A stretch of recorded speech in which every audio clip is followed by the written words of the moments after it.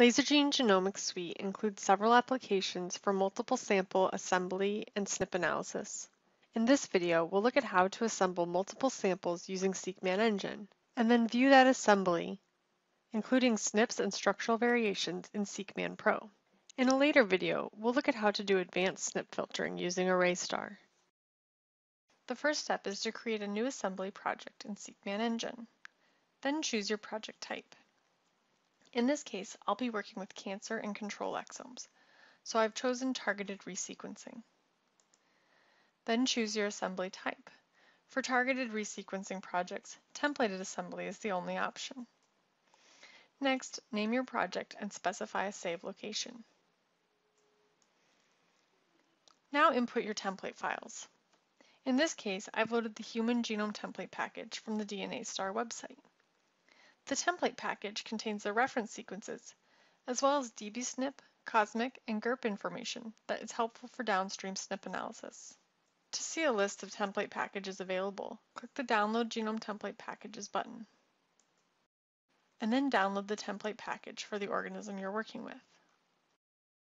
Alternatively, you can add GenBank or FASTA formatted template files. Now input your reads. First, choose your read technology from the drop-down list provided. Then, load your unpaired or paired end reads, either as single files or by the folder.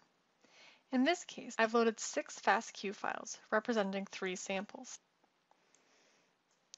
I then checked multi-sample data in order to assemble all of my samples in one project.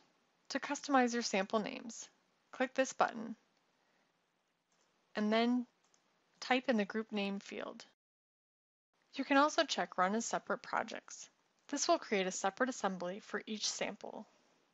This is useful in cases where you have many samples and don't want your assembly to get too large. In my case, I only have 3 samples, so I don't need to use this option. On the Assembly Options page, verify that the genome ploidy is correct for your organism. Since we're working with human data, diploid is correct.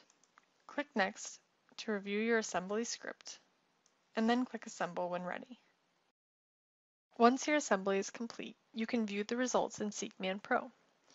Here I have the alignment view open, and for my multi-sample assembly, I have one yellow pseudo-consensus for each of my samples. Each of these can be expanded to show the individual reads for each sample. I can also look at the strategy view to see coverage and features along the genome. To compare SNPs between samples, I'll open up the SNP report. By default, you'll notice that we have over 27,000 SNPs, but by applying a few basic filters, we can narrow this list down considerably. For example, we can filter on minimum SNP percentage, depth of coverage, distance to the closest coding feature, p-not-ref, and quality score. We can narrow the list further by showing only coding change SNPs. Because we use the genome template package, we can also filter based on whether SNPs are present or absent in dbSNP. So if I choose Show Novel SNPs Only, I'll only see SNPs that are not included in dbSNP. With all of these filters applied, we now have just under 600 SNP columns. To look at any of these SNPs in more detail, we can double-click on a SNP to open it up in the alignment view. Here, you can compare the SNP between each of your samples. If you find a SNP you want to save, go back to the SNP report and click in the SNP column to confirm the SNP. Then go to SNP, Append Checked User SNPs to save these SNPs to your template package. Remember that we use the genome template package for assembly, so my user SNPs will be saved there. However, if you didn't use the genome template package for assembly, appending checked user SNPs will create a template package for you. This template package can then be used for future assemblies, and your SNPs will be saved and annotated there. In addition to looking at SNPs, SeqMan Pro also allows you to look at structural variations. To do this, go to Config, Structural Variation Report. Here we see a list of insertions and deletions found in the assembly.